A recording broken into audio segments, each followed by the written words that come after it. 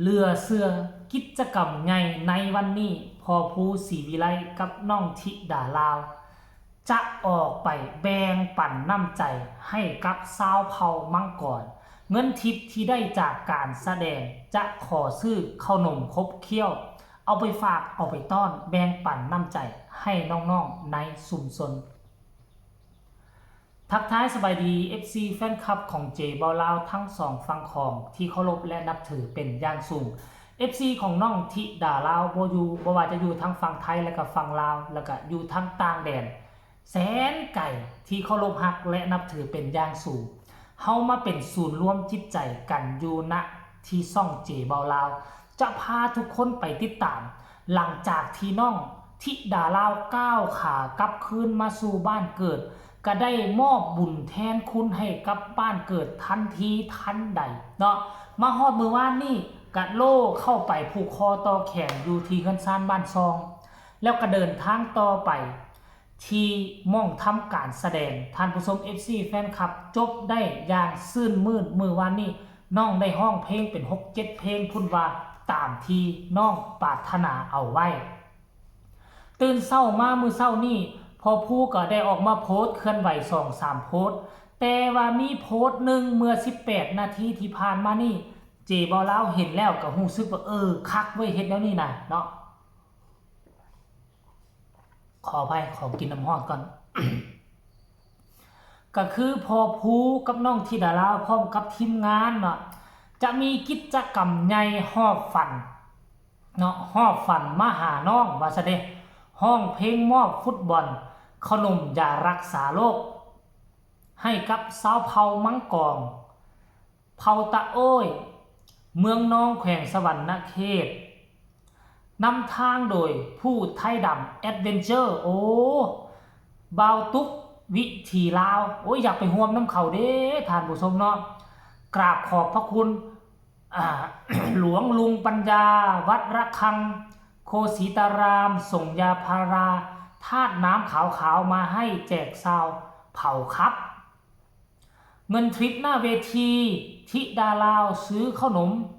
เพื่อปันรอยยิ้มให้กับน้องๆในชุมชนป้าโถปกติแล้วนะท่านผู้ชมพี่น้องชาวไทยของพวกเรามักมาเฮ็ดกิจกรรมแบบนี้ในช่วงฤดูหนาวแบบนี้แหละต้นฤดูหนาวแบบนี้เลยเนาะผู้ที่มีเงินมีคำผู้ที่มีอันจะกินเนาะก็ร่วมตัวกันมาซื้อข้าวนมของต้อนเอาเครื่องมุงของถือเนาะมาเฮ็ดกิจกรรมมามอบให้กับชนเผ่าตามผู้ดอยตามบ้านนอกคอกนาอยู่ทั้งฝั่งลาวนี่ก็เห็นพี่น้องทั้งฝั่งไทยเฮ็ดแบบนี้เป็นประจำอยู่แล้วเป็นประจำแต่บ่คิดบ่ฝันว่าครั้งนี้น้องธิดาลาวได้เข้ามาร่วมท่านผู้ชมแล้วมีพอภูศรีวิไลมีทีมงานบ้านศรีวิไลนี่แหละพากันมาร่วมเนาะอันนี้เป็นการตอบบุญแทนคุณพื้นแผ่นดินที่ให้กำเนิดตนเองมาเฮาจะเป็นศิลปินที่โด่งดังเฮาต้องได้เฮ็ดเวียกงานเพื่อสังคมให้มันได้ถ้าเจ้าโด่งเจ้าดังไปเจ้าลืมกำพืชตนเองเจ้าโด่งเจ้าดังไปเจ้าลืมบ้านเกิดเมืองนอนของตนเองเดี๋ยวเจ้ากระดับปากคนนี่มันไวเด้เดี๋ยวเขาก็บอกมันดังแล้วมันลืมชาติมันดังแล้วลืมบ้านเกิดมันดังแล้วมันบ่ช่วยเหลือบ้านเกิดเลยเจ้าไหนก็มันก็สิดับไปยุคทุกมื้อนี่คือยุคต้องเฮาสร้างความดีเอาไว้เนาะยุคแต่ก่อนนี่ย้อนหลังไป20ปีนี่ก็คือเขาเอิ้นว่าหยังดัดจริตผู้ใดดัดจริตเก่งผู้ใดแสดงเก่งผู้นั้นคือจะมีชื่อเสียงโด่งดังเขาจะมักผู้นั้นยุคทุกมื้อนี้ยุคปี2025มันต่างกันปีนกันเขามักในคนพื้นคนเป็นธรรมชาติอยู่ดินกินง่ายแบบนี้นะท่านผู้ชมซึ่งปัจจุบันนี้น้องธิดาลาวมีครบครันในตัวนี้แล้วจะโด่งจะดังไปหน้ามันก็ขึ้นกับ FC แฟนคลับช่วยกันพักดันสุกยู่สู้น้องกันแล้วกันขอกินอีกจะค่ำก่อนเจ็บคอแต่ว่าอาการเจ็บคอเจบอลาวก็สิประมาณ 80% แล้วได้ดีเด้อยังเหลืออีก 20% รู้สึกคัดๆหน่อยนึงคาดว่ามื้ออื่นนี่น่าจะ 100% เนาะ ก็ต้องขอบคุณ FC แฟนคลับน้องธิดาลาวพากันส่งข่าวมาหาเจบอลาวหมดมือเลยเกือบทุกคลิปดีหรือยังให้หายดีไวๆเด้ออาการเจ็บไข้ได้ป่วยเบิ่งแหม บ่ฮู้แนวสิเว้าข่อยก็บ่คำสิเว้ายอมือนกเป็นเพราะคำอวยพรของบรรดา FC แฟนคลับนั่นละจึงเฮ็ดให้อาการของเจบ่ลาวหายดีมื้อวานนี้ก็ด้วยความทุกข์ความยากบ่ทันได้เฮ็ดคลิปหลายซ้ำปกติมื้อวานนี้มีคลิปหลายปกติเจบ่ลาวน่ะคันมีเวลาเนี่ยต้องเฮ็ด8คลิปแต่นี่เฮ็ดได้จักคลิป5คลิปบ่เพราะว่าต้องได้ไปรับงานก่อสร้างงานเชื่อมเนาะเชื่อมเหล็กเจบ่ลาวเอิ้นว่าจอดเหล็กภาษาลาวเนาะไปเชื่อมตู้ให้เขาตู้ขายน้ำก็ได้เงิน3คนกับหมู่ก็ได้1.5 ล้านแบ่งกันพูดละ500,000ท่านผู้ชม500,000นี่ก็พอดีเอามาให้เมียไปซื้อข้าวได้เป่านึงก็650,000เมียได้ตื่มใส่150,000แฟนของเจบ่ลาวตื่มใส่150,000เห็นบ่ล่ะคันบ่ค้านนี่เฮาก็ได้เงินซื้อข้าวซื้อน้ำเด้ท่านผู้ชมเอ้ยเนาะเอาอันนี้นอกเรื่องแน่จักหน่อยนึงเด้อทุกคนเด้อมาบ่เนี่ยมาฟังคอมเมนต์มึงดูบ่นี่คอมเมนต์ FC แฟนคลับมีความคิดความเห็นแล้วได้หลังจากที่เห็นพ่อผู้ศรีวิไลเคลื่อนไหวแบบนี้เนาะ คอมเมนต์นี้บอกว่าสุดยอดเยี่ยมครับว่าซันเดย์ผู้ต่อมาเพิ่นบอกว่าเกิดอะไรขึ้นกับเวทีเมื่อคืนครับว่าซันพอผู้ก็บอกว่าเวลาน้อยครับฝนรินโอ้ฝนตก โอ้บ่เป็นหยังท่านผู้ชมอันนี้เพียงแต่งานแรกและเป็นเวทีน้อยเดี๋ยวน้องจะได้ขึ้นเวทีใหญ่อยู่ในผืนแผ่นดินลาวอีกแน่นอนมันจะมีเวทีใหญ่กว่านี้อีกตึมอันนี้เวทีน้อยแล้วก็เป็นเวทีน้องใหม่เนาะอาจจะเกิดขึ้น